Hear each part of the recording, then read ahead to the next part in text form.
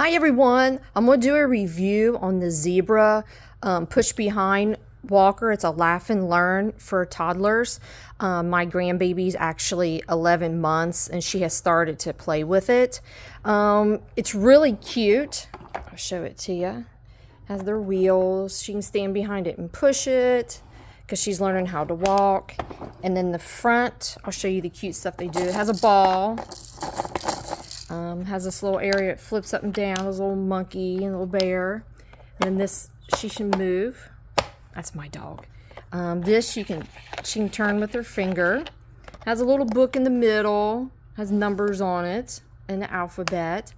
And then it plays music. Let me turn it on.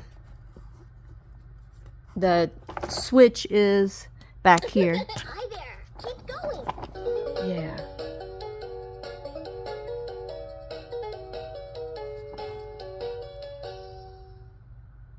There it is. Ow, lion. Let's walk. Let's groove. Let's get up and move. Come on and dance with me. She loves music. She'll just dance. Hey, alligator.